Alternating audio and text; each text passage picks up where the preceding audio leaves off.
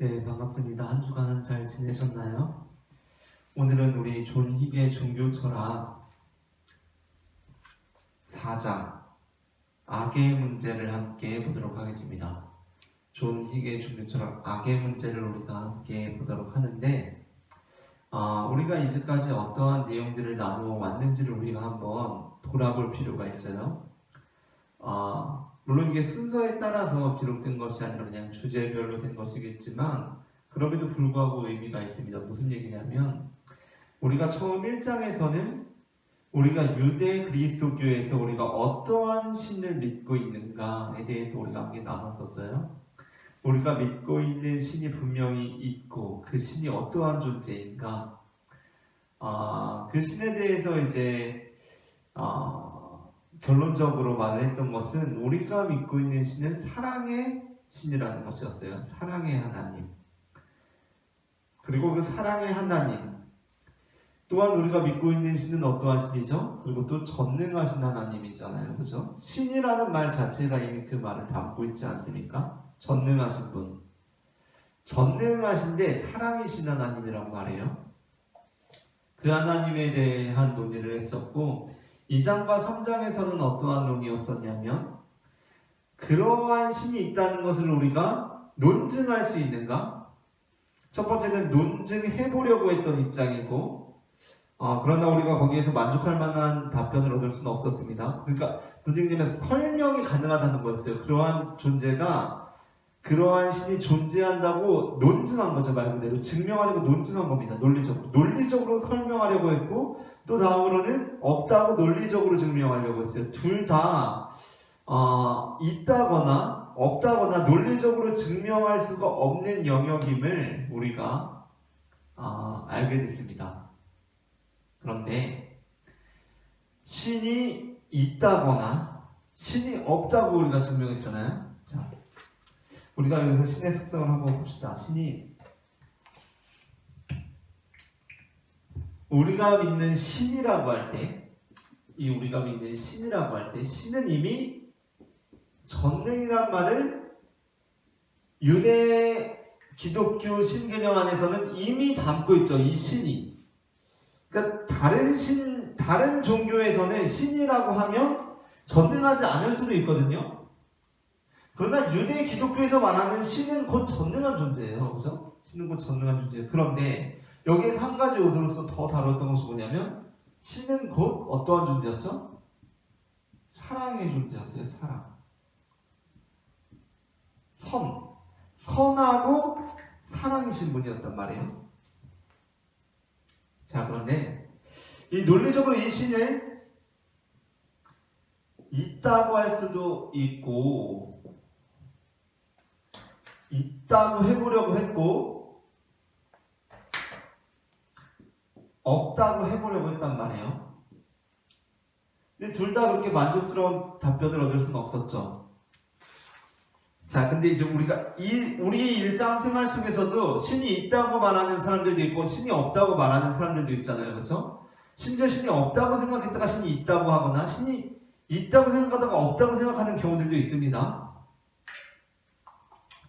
그리고 더러 어떤 학자들이나 이런 사람들 중에서는 신이 특히 없다고 하다가 있다고 경험할 때 무슨 논증들을 통해서 그렇게 되는 경우가 아주 간혹 있긴 해요. 그러나 제가 생각할 때는 제가 감히 그러한 대학자분들에게 대해서 생각할 때는 그런 논리적으로 정말 신이 있네, 논리적으로 있네 라고 그렇게 논리적인 증명을 통하여서 갈 수 있는 방법이 있나요? 우리 교재에 의하면 우리가 지난장하고 지난장에 의하면 그렇게 증명해서 신을 믿을 수 있는 방법은 없어요. 만약에 그렇게 증명해서 신을 믿을 수 있다고 한다면 모든 사람들이 다 신을 믿을 수 있거나 모든 사람들이 다 신을 믿지 않는 방식으로 나아갔을 거예요. 왜죠? 인간은 그러한 것들을 선호하거든요. 그리고 그렇게 증명이 됐을 때 우리는 그것을 믿습니다. 보통 증명이 되면 믿을 만한 것이기 때문에 믿잖아요. 근데 그런 식으로 할 수가 없다는 거예요. 근데 우리가 일상생활에서 그렇다면 믿거나 안 믿거나 신의 존재가 있다고 말하거나 없다고 말할 때 그 결정적인 가장 대부분의 기준이 되는 게 뭐라고 생각하세요?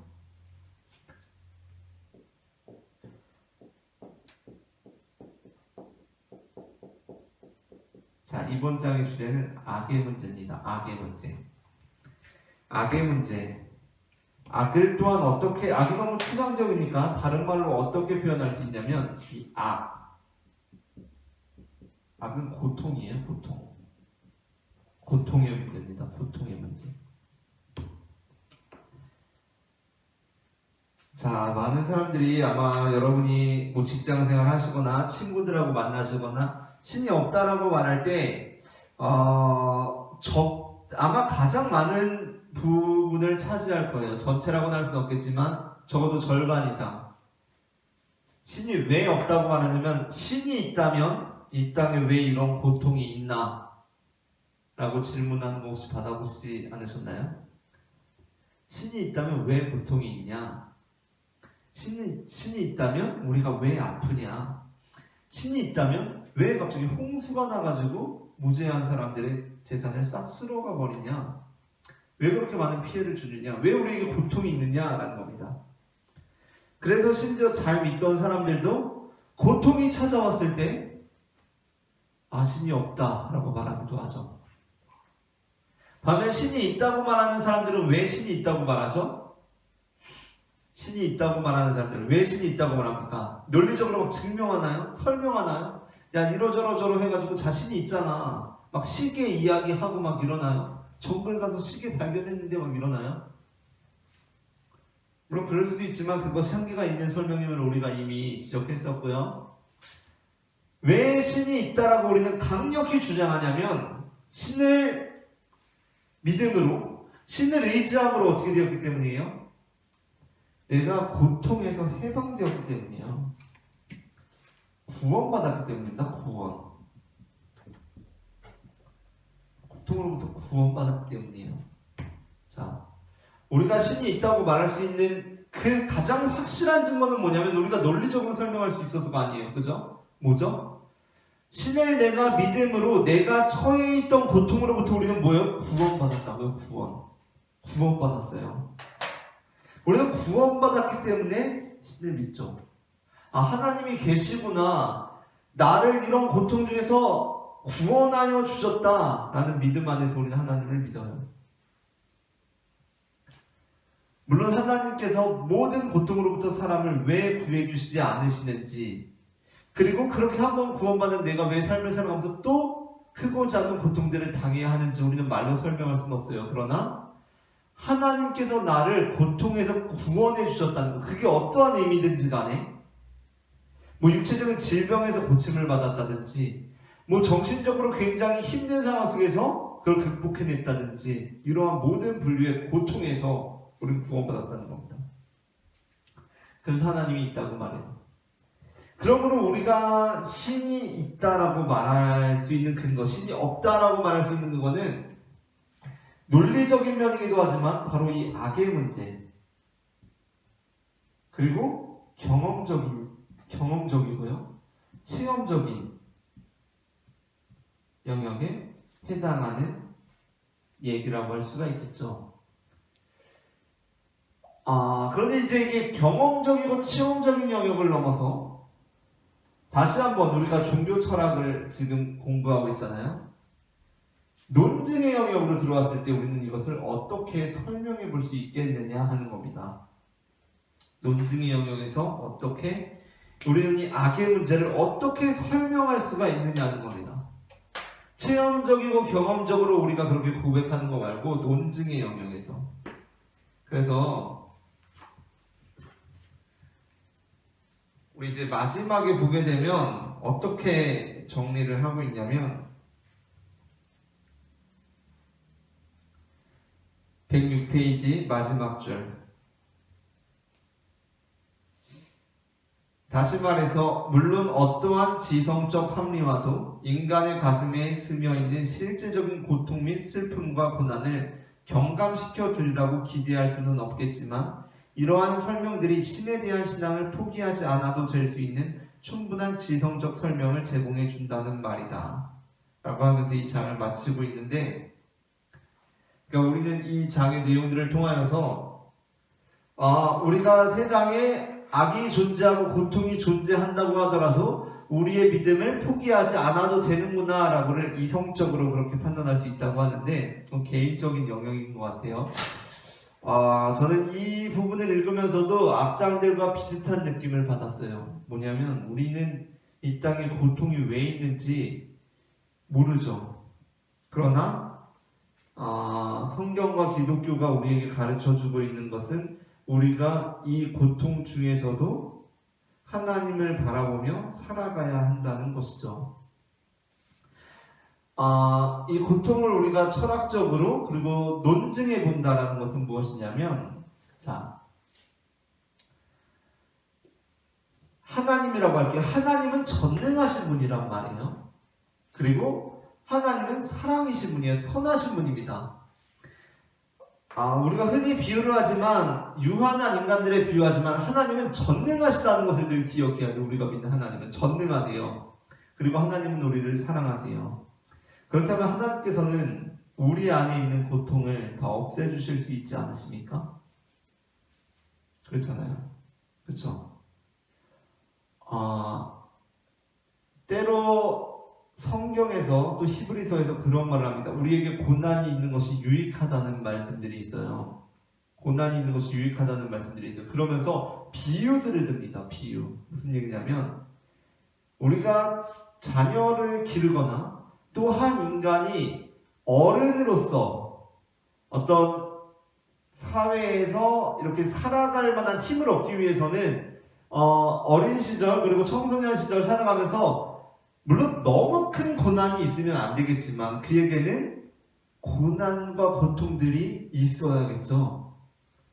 그가 감당해낼 수 없을 정도의 고통과 그런 것들이 있으면 안 되겠지만 그가 감당하고 극복해내고 이겨낼 만한 수준들의 극복들이 그가 처해질 때 그는 성장을 하고 참 인간으로서 이제 성숙하게 된단 말이에요. 근데 왜 그러한 의미 안에서 하나님께서도 우리에게 고난을 주신다는 겁니다. 자, 그런데 우리가 여기서 질문해 볼 것이 있어요. 그는 왜 그러면 성숙한 인간이 되어야 하죠? 그는 왜 이 땅에서 혼자서도 살아갈 수 있는 존재가 되어야 하죠? 그것 때문에 고통이 필요하다면서요. 그죠? 그것 때문에 고통이 필요하다면서요. 그러면 왜 그래야 하죠? 여기에는 우리의 유한성이 있기 때문이죠. 유한성이 있기 때문입니다. 뭐냐면 우리 육신의 부모는 그 아이와 영원히 함께 해줄 수가 없어요. 일정 기간이 지나면 육신의 부모는 오히려 그 아이보다 늙고요. 그 아이에게 어쩌면 의지해야 하는 존재가 되기도 해요. 심지어 우리는 죽죠. 떠나갑니다. 그리고 우리는 그에게 도움을 줄 수 있다 하더라도 그를 항상 도와줄 수는 없어요. 육아휴직에도 끝이 있다고요. 복직을 해야 되고요. 먹고 살려고 돈을 벌러 몸을 가지고 나가야 됩니다. 그 아이와 같이 있을 수가 없어요. 그래서 그 아이는 어떻게 해야 하죠? 지금의 이 고통, 밥을 스스로 먹는 게 고통스럽죠. 고통. 그러나 그 고통을 견뎌내야 된다는 거예요. 이겨내고 극복해야죠. 그렇죠? 왜죠? 대체 왜 그래야 하죠? 그 아이는? 우리가 유한하기 때문이에요. 전능하지 않기 때문이죠. 사실 생각해보세요. 우리가 전능하다면 그 아이는 그 고통을 감수하지 않아도 돼요. 왜죠? 우리가 그냥 계속 해주면 되잖아요. 피곤해서 어떻게 합니까? 힘들어서 어떻게 합니까? 아니요. 전능한데 왜 피곤합니까? 전능한데 뭐 안 될 게 뭐 있어요? 전능하면 할 수 있다고요. 그러니까 그 비유를 드는 것이 논증적인 면에서는 약간 의구심이 드는 거란 말이에요. 그러니까 신이 전능하다고 했을 때 우리에게 고통이 왜 있나? 라는 질문은 그만큼 중대하다는 겁니다. 우리에게 이 땅에 악이 왜 있나? 라는 거.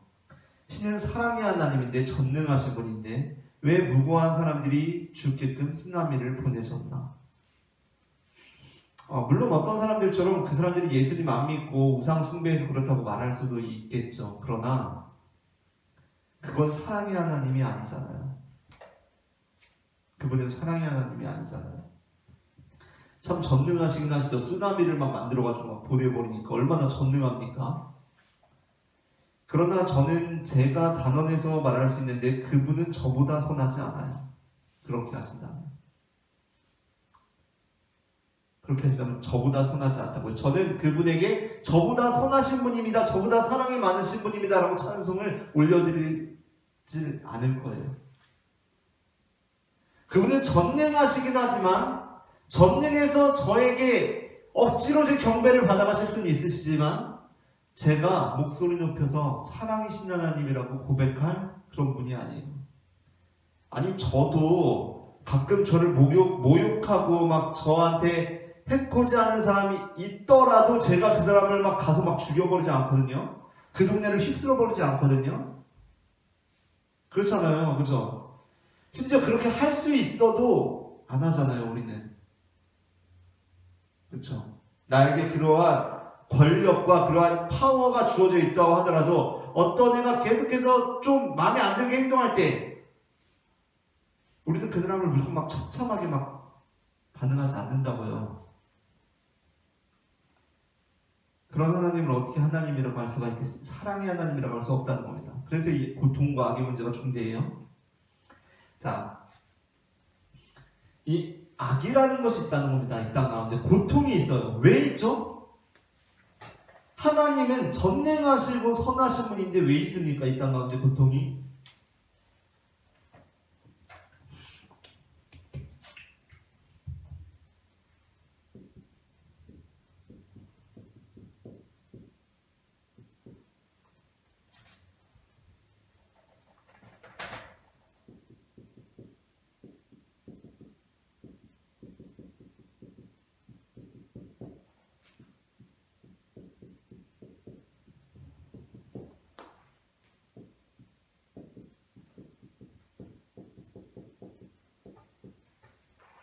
자, 여기에는 세 가지 입장이 있습니다. 어떤 거냐면 처음에는 어거스틴의 입장이에요. 이제 순서상으로는 이렇게 되어 있지만 이레니우스가 어거스틴보다 앞선 사람입니다. 시대적으로. 어거스틴의 입장에 반해서 이레니우스가 나온 게 아니라 오히려 이레니우스가 이전 입장인데 어거스틴이 너무나 주류적인 기독교의 입장이었어요. 왜냐하면 이레니우스도 물론 위대하지만 어거스틴은 정말 기독교 신학에서 어마어마한 인물이기 때문에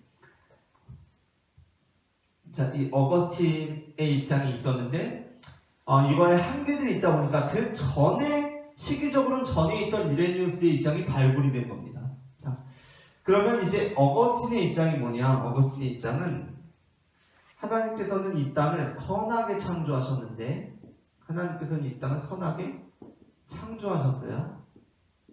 우리가 익히 알고 있는 입장입니다. 그런데 어떻게 됐죠? 창조가 타락했어요. 타락. 그래서 여기에 악의 영역이 생겨나게 되는데, 자, 악의 영역이 생겨나게 되는데, 이제 이 지점이 단순히 선과 악의 대립이 아니에요. 대립이 아니에요. 자, 이게 뭐냐면, 원래는 선하게 창조됐어요. 그러므로 어떻죠? 모든 것이 선해요. 모든 것이 선합니다. 모든 것이 선해요. 모든 것이 선한 상황에서 우리 교재도 보자면 인간이 타락했죠. 자신의 자유의지를 타락해요. 그리고 천사들 중에 일부가 타락합니다. 자, 그래서 이 타락을 통하여서 선한 것을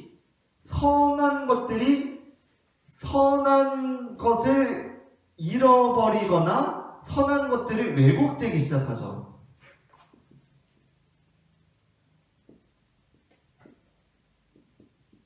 변질과 왜곡을 통하여서 선이 악으로 나타나게 됩니다. 그러니까 악이라는 것이 나타나게 돼요. 선이 결여되고 변질되고 왜곡됨을 통해서 악한 것으로 악으로 경험되는 거죠. 악으로 경험돼요. 경험. 악으로서 경험됩니다. 이것이 바로 어거스틴의 입장이에요. 그러므로 이 땅 가운데 있는 모든 것은 선하지만 그것이 어떤 선의 결여를 통하여서 악으로 우리에게 경험된다는 겁니다. 그런데 이러한 이제 어거스틴의 입장은 한계가 있는데 뭐냐면 이 선에서 악으로 이 타락하는 이 과정에 대한 설명이 없다는 거예요. 과정에 대한 설명. 우리가 이제 우리 교회 다니는 사람들한테는 일반적인 얘기잖아요. 창조하셨는데 선에서 인간이 타락했다. 자, 그렇다면 모든 것이 정말 선하게 창조되었는데 왜 인간은 타락한 거죠? 모든 것이 다 선하게 창조되었는데 왜 인간은 타락한 거죠?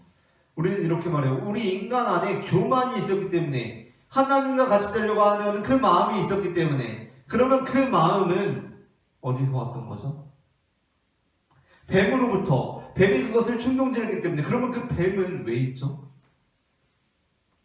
우리 이 부분을 설명할 수가 없다는 거예요. 대체 그 악은 어디서부터 왔지?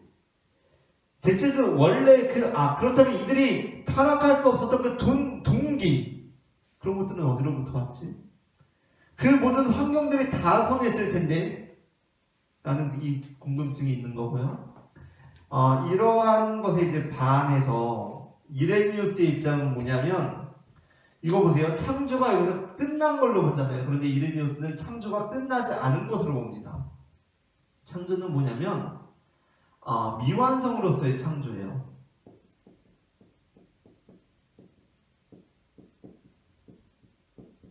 미완성으로서의 창조고, 이 미완성으로서의 창조가 이 과정에서 계속해서 지금 어떻게 되는 거죠? 완성을 통해서 가고 있는 거예요. 완성을 통해서. 그러니까 이 완성을 통해서 가고 있기 때문에 지금은 이 완성 단계에서 조금 완성에 이르지 못한 이런 수준들이 있잖아요. 그렇죠? 바로 이 부분들이 우리에게 무엇으로 경험되는 거죠? 악으로 경험되는 겁니다. 그러므로 우리가 하나님의 선하신 창조 역사 안에서 이 완성을 향해 나아가고 있는 단계로서 보기 때문에 이 악은 우리에게 경험된다. 이러한 의미에서 경험된다라고 이제 보는 거예요. 이레니우스는. 그러나 우리는 일단 성경을, 물론 이레니우스가 우리 교재도 보면 성경의 한 구절 딱 하나님의 형상, 우리의 모양대로 이 부분을 통하여서 이 이론을 전개하기는 하지만 성경을 딱 읽었을 때 이러한 느낌을 받기는 어렵죠, 사실. 이게 정직하죠, 사실. 이게 우리가 성경을 딱 창세기를 펴서 읽었을 때 하나님께서 7날까지 창조를 마치셨는데 그걸 보고 창조가 계속 미완성으로서 진행되고 있다는 느낌은 잘 안 오잖아요, 그죠? 그렇기 때문에 이제 이게 크게 우리 기독교 신학자지만 기독교 신학 안에서 정당성을 확보할 수 있을까 좀 약간 의구심이 드는 부분이고요. 마지막으로는 과정신학입니다. 과정신학. 과정신학은 뭐냐면 지난번에 제가 베르나르 베르베르의 신이라는 소설을 한번 잠깐 언급했던 적이 있는데 거기에도 과정신학적인 요소들이 많이 들어가 있어요. 뭐냐면 과정신학적인 의미에서 봤을 때 신은, 물론 그 소설하고 완전히 똑같다고 볼 수는 없겠지만, 신은 우주 안에 있는 존재입니다. 우주가 있다면 신은 신 역시 이 안에 있어요. 이 안에 신이 있어요. 무슨 얘기냐면 신은 과정신학에서의 이 신정론을, 이 악의 문제를 해결하는 방법은 신은 전능하지 않습니다. 신이 전능하지 않아요. 신은 전능하지 않아요. 그렇기 때문에 우리에게는 뭐가 있죠? 우주에 악이 있는 거예요. 이 땅 가운데 악이 있고 우리에게 고통이 경험돼요. 그것은 무엇 때문이다? 신이 우리를 그 고통으로부터 해방시킬 능력이 전능하지는 않기 때문이라는 겁니다. 전능하지는 않기 때문이라는 거예요. 뭐냐면 신 역시도 과정 중에 있다는 거예요. 과정 중에. 역시도 과정 중에 있다는 겁니다. 이러한 논의들이 지금 이제 이 악의 문제를 다루는 데에 나타나 있고, 이것을 통하여서 우리가 고통의 문제를 경험하면서도 신앙을 포기하지 않을 수 있는 힘을 얻을 수 있다라고 하는데, 어떠신가요? 우리가 곧대로 우리 삶에 고통이 찾아오잖아요. 힘든 일이 찾아오잖아요. 우리는 그 상황 속에서 신앙을 잃어버리지 않는 이유는 하나님께서 나를 전능하신 사랑으로 나를 인도하여 주신다는 그 믿음 때문인데, 이러한 논증들을 통하여서 그것이 우리에게 만족감을 줄 수 있을까? 저는 사실 조금 의구심이 드는 부분이에요. 일단 기본적으로 우리 고통의 문제는 우리 신앙하고 가장 밀접한 관련이 있는 거기 때문에, 제가 지금 종교 철학을 통하여서 우리가 이런 주제를 다루기는 하지만, 제가 기본적으로 제 목회 사역에서 포커스를 맞추고 있는 것은 이런 종교 철학적인 논증들이 아니라 바로 설교고, 설교를 통하여서 하나님의 말씀을 통하여서 우리가 힘을 얻고 그분의 뜻을 따라 살아가게 될 용기를 얻게 되는 거거든요. 그러한 의미에서 이 논증이라는 면에서 이 악의 문제를 다루는 것, 이것은 굉장히 저로서는 한계가 있는 일이다라는 생각이에요. 굉장히 한계가 있다. 만약에 저에게 하나를 택하라고 한다면,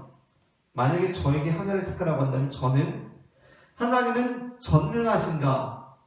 하나님은 사랑이신가? 우리에게 대체 고통이 왜 있는가? 라고 했을 때, 우리에게 고통이 왜 있는가? 라고 할 때 사랑과 전능의 문제가 부딪히잖아요.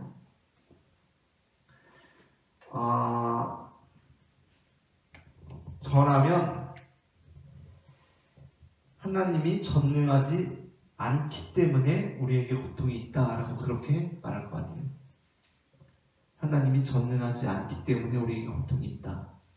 그러나 이 고통이 있는 이 상황 속에서도 하나님께서는 우리를 사랑하신다라는 것이 오히려 제가 메시지를 전달하면서 메시지에 직접적으로 제가 하나님을 전능하지 않습니다라고 선포하지는 않겠죠. 그러나 그걸 아마 치밀하게 분석을 해본다면, 저 스스로 제 설교를 분석해본다면, 이용세의 설교는 하나님이 전능하지 않다고 전제되어 있다 라고 그렇게 분석이 될 것 같아요. 저 스스로 솔직하게. 그러나 이거는 어느 누구도 모든 것을 완벽하게 갈 수가 없습니다. 뭐야 이용세 하나님 전능하지 않다고 했네, 이단이네, 이런 게 아니라, 자, 모든 설교를 다 분석해보세요. 이 둘 중 하나예요. 악의 문제에 관련해서 하나님이 전능하지 않다고 말하는 쪽이 있고, 하나님이 당신을 사랑하지 않는다고 말하는 쪽이 있다고요. 하나님은 전능하시기도 하고 하나님은 사랑이기도 하신데, 그런데도 불구하고 당신에게 고통을 주신 겁니다 라고 말할 수 있는 방법은 논증의 측면에서 없어요. 물론 수사학적인 면에서는 그것을 교묘하게 잘 빠져나가고 피해나가려고 하겠죠. 저 역시도 그렇고요. 저 역시도 그럴 거예요. 이걸 제가 이렇게 논증하듯이 전능하지 않고 사랑입니다 라고 말하지는 않죠. 수사학적으로 이걸 잘 빠져나가고 그것을 설교를 통하여서 우리의 현실의 고통이 있기 때문에 그것을 극복해내기 위한 힘을 주려고 할 거예요. 그죠? 그러나 그것을 면밀하게 분석해보면, 저 스스로 제가 솔직하게 분석해보면 저는 어디로 갈 것 같냐면, 하나님은 전능하시지는 않고, 그러나 당신에게 고통이 있죠. 고통이 있음에도 불구하고 하나님께서는 당신을 지금 사랑하고 계시고 당신을 좋은 길로 인도하려고 하고 계십니다라고 저는 설교를 한단 말이에요. 그렇게 사랑에 맞춰서. 그러나 전능에 맞춰서 설교를 한다는 건 뭐죠? 악의 문제에 관련해서 전능에 포커스를 맞춘다는 건 뭡니까? 악의 문제에 관련해서 악의 문제와 관련해서 전능에 포커스를 맞춘다는 건 뭐죠? 앞서 말씀드렸던 것처럼 하나님께서 전능하시다면 우리에게 고통이 있을 필요는 없어요.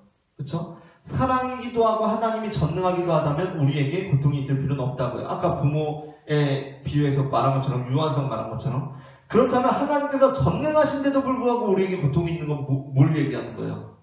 하나님께서 전능하신데도 불구하고 우리에게 고통이 있어요. 그럼 그것은 무엇을 의미하죠? 하나님께서 우리를 사랑하지 않는다는 거예요. 하나님께서 우리를 사랑하지 않는다는 겁니다.